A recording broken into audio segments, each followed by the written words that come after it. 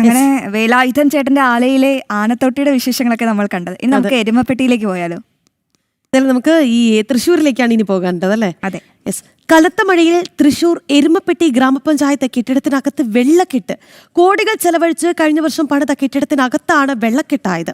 മഴവെള്ളം ഓഫീസിനുള്ളിൽ കയറിയതോടുകൂടി ഫയലുകൾ അടക്കം നശിച്ചു എന്നതാണ് ആക്ഷേപം. മഴയൊന്നു പെയ്താൽ എരുമപ്പെട്ടി ഗ്രാമപഞ്ചായത്തിനുള്ളിലൂടെ നടക്കണമെങ്കിൽ വെള്ളമിറക്കേണ്ട അവസ്ഥയാണ്. മാനം കർത്താൽ പഞ്ചായത്ത് ഓഫീസിൽ വെള്ളക്കെട്ടാവുന്ന അവസ്ഥയാണ് നിലവിൽ. 3 കോടി രൂപ ചിലവിട്ട് പണിത ഗ്രാമപഞ്ചായത്ത് കെട്ടിടത്തിനുള്ളിൽ മഴ ചാറിയാൽ വെള്ളക്കെട്ടാവുന്ന അവസ്ഥയാണിപ്പോൾ. 95 ലക്ഷം രൂപ MLA ഫണ്ടും 1,80 ലക്ഷം രൂപ പഞ്ചായത്തിന്റെ തനതു ഫണ്ടും ഉപയോഗിച്ചാണ് ഈ പഞ്ചായത്ത് കെട്ടിടം പണിതിട്ടുള്ളത്. മഴ പെയ്താൽ ചോർന്നൊലിച്ച് പഞ്ചായത്ത് ഓഫീസിനകത്തേക്ക് വെള്ളം കെട്ടിനിൽക്കുന്ന അവസ്ഥയാണ് നിലവിലുള്ളത്.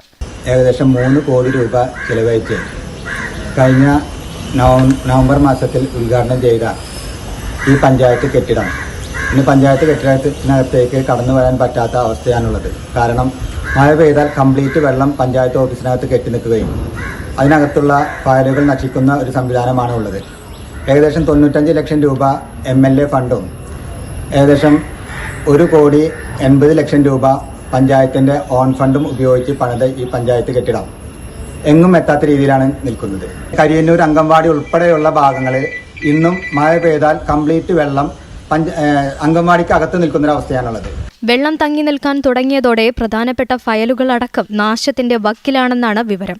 ഒപ്പം പഞ്ചായത്തിലെ ഫർണിച്ചറുകൾക്കും വ്യാപക കേടുപാടുകൾ സംഭവിക്കുകയാണ്. പഞ്ചായത്തിന് പുതിയ കെട്ടിടം പണിതെങ്കിലും അസിസ്റ്റന്റ് എഞ്ചിനീയറുടെ ഓഫീസ്, തൊഴിലുറപ്പ് ഓഫീസ്, VOമാരുടെ ഓഫീസ്, കുടുംബശ്രീ ഓഫീസ് തുടങ്ങിയവ ഇപ്പോഴും പഴയ കെട്ടിടത്തിൽ തന്നെയാണ് പ്രവർത്തിക്കുന്നത്.